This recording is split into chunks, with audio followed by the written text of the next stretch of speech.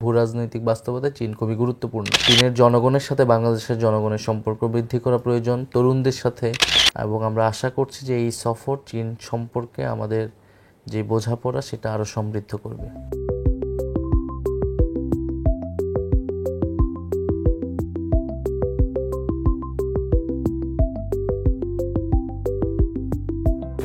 জনাব নাহিদ, আপনি আজকে আমাদের অনুষ্ঠানে যোগ দেওয়ার জন্য অনেক ধন্যবাদ।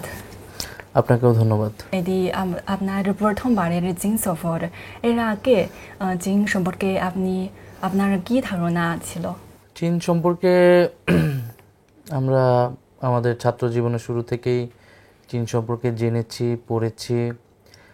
চীনের বিপ্লব পরবর্তী চীন রাষ্ট্র পুনর্গঠন এবং আজকের চীন যে এত গুরুত্বপূর্ণ একটা রাষ্ট্র হয়ে ওঠা, অর্থনীতি, রাজনীতি, কূটনীতি সব কিছুতেই। তো চীনকে আমরা বোঝার চেষ্টা করেছি। আর বাংলাদেশের পরিপ্রেক্ষিতে বাংলাদেশের ভৌগোলিক ভূরাজনৈতিক বাস্তবতায় উন্নয়ন, অবকাঠামো, কৃষি, প্রযুক্তি, শিক্ষা, সংস্কৃতি সব কিছুতেই চীনের সাথে একটি ওতপ্রোতভাবে সম্পর্ক রয়েছে। ফলে সেই জায়গা থেকেও চীন সম্পর্কে আমরা অনেক কিছুই জেনেছি। চীনের ইতিহাস, সংস্কৃতি, সাহিত্য, রাজনীতি, এবং আমরা আশা করছি যে এই সফর চীন সম্পর্কে আমাদের যে বোঝাপড়া সেটা আরও সমৃদ্ধ করবে। গত এক বছর বাংলাদেশ এক অনন্য ঐতিহাসিক সময়ে ছিল।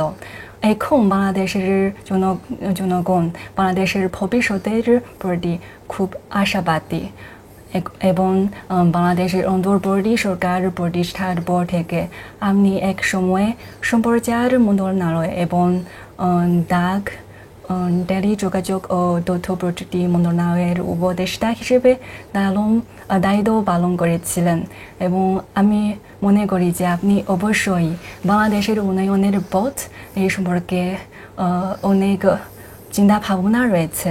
তাহলে এই বিষয়ে নিয়ে আপনি মনে করেন যে ভবিষ্যতে চীন ও বাংলাদেশের মধ্যে কি বিষয়ে বা কোনো খাতে সহযোগিতার সুযোগ রয়েছে? 2024-এর গণবিপ্লবের পরে, গণ অভ্যুত্থানের পরে বাংলাদেশ একটি নতুন সম্ভাবনার দুয়ার খুলেছে। বাংলাদেশ নতুন করে নিজেকে গঠন করতে চাচ্ছে। বাংলাদেশের জনগণ, বিশেষত বাংলাদেশের তরুণ সমাজ বাংলাদেশকে নিয়ে স্বপ্ন দেখছে, এবং এই স্বপ্ন বাস্তবায়নে অবশ্যই আমাদের এলাই দরকার, আমাদের বন্ধু দরকার। বাংলাদেশের কূটনীতিতে যেই বন্ধু শত্রু যেই সংজ্ঞা আছে সেটার পরিবর্তন হওয়া দরকার। বাংলাদেশে একটি ভারসাম্যপূর্ণ কূটনৈতিক দরকার। তো সেই জায়গা থেকে আমরা মনে করি যে ভূরাজনৈতিক বাস্তবতায় চীন খুবই গুরুত্বপূর্ণ।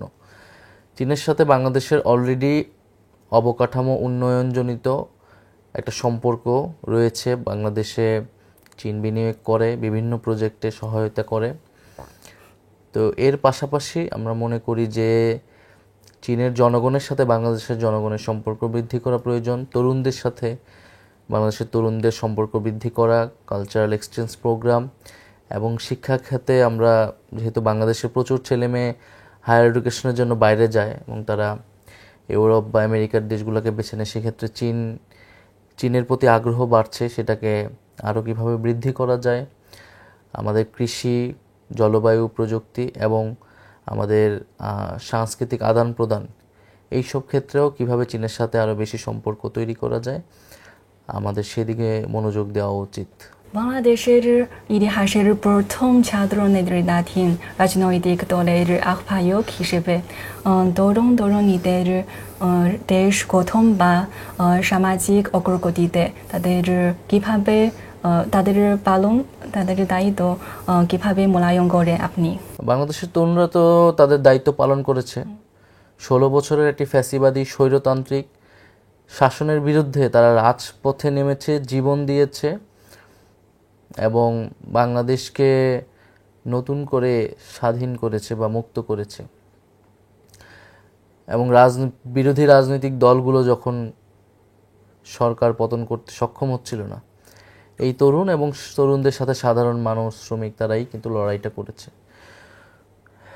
ফলে আমরা মনে করি যে বাংলাদেশের তরুণরা তাদের দায়িত্ব পালন করছে এবং এখনও করে যাচ্ছে। তারা দেশকে পুনর্গঠন করতে চায়, সেই দেশপ্রেম নতুন করে জাগ্রত হয়েছে বাংলাদেশের তরুণদের ভিতরে।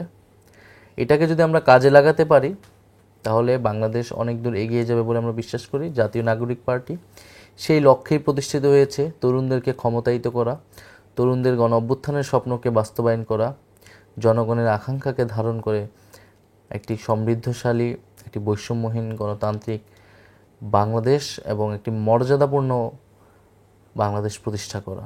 বর্তমানে চীনের অনেক বেশি বিশ্ববিদ্যালয়ে বাংলাদেশের শিক্ষার্থীও লেখাপড়া করছেন। তারা এখানে তো শান্তিপূর্ণ একটি শিক্ষার পরিবেশ লাভ করেন। আমার মনে হয় যে চীন ও বাংলাদেশের মধ্যে তরুণের বিনিময় অবশ্যই দুই দেশের বিনিময়কে এগিয়ে নিচ্ছে। এই বিষয়ে আপনার ধারণা কেমন? না, আমি এটা একটু আগেই বললাম যে বাংলাদেশের শিক্ষার্থীদের মধ্যে চীনে পড়তে আসার আগ্রহ দিন থেকে দিন বৃদ্ধি পাচ্ছে।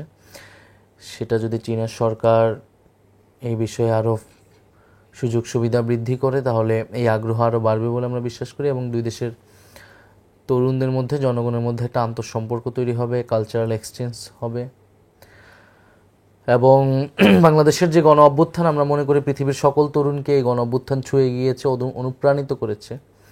দেশ গঠনে তরুণদেরকে কাজে লাগানোর যেই সম্ভাবনা, এবং এই যে জেনারেশন জেড, ইন্টারনেট জেনারেশন যাদেরকে আমরা বলি, মোবাইল জেনারেশন, তারাও যে কিভাবে সমাজ, রাষ্ট্র এবং রাজনীতির জন্য মাঠে নামতে পারে, এটা একটা উদাহরণ তৈরি করেছে।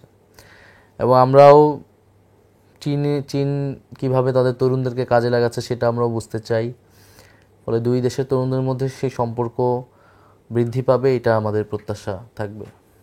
এখন আপনি বাংলাদেশের খুব বিখ্যাত একজন তরুণ রাজনীতিবিদ, তাহলে হয়তো আপনি ভবিষ্যতে কি বিশ্ববিদ্যালয়ে ফিরে যাবেন, আপনার পড়াশোনা চালিয়ে যাবেন? আমার পড়াশোনা অলরেডি চলমান আছে, আমার মাস্টার্স চলমান আছে, এবং আমি চাই যে আমার পড়াশোনা শেষ হোক, এবং আমার ইচ্ছা আছে আর উচ্চতর ডিগ্রিও নেওয়ার। কিন্তু রাজনৈতিক জীবনে যেহেতু ঢুকেছি গণ অভ্যুত্থানের পরবর্তীতে, এটার দায়িত্ব আমার এবং আমাদের যারা আমরা অভ্যুত্থানে ছিলাম তাদের কাঁধে এসে পড়েছে। সেই দায়িত্ব আমাদেরকে পালন করে যেতে হবে, ফলে রাজনৈতিক জীবনটাকেও আমাদেরকে চালিয়ে যেতে হবে পাশাপাশি। আপনাকে অনেক ধন্যবাদ। আপনাকেও ধন্যবাদ, এবং চীনের জনগণকেও ধন্যবাদ।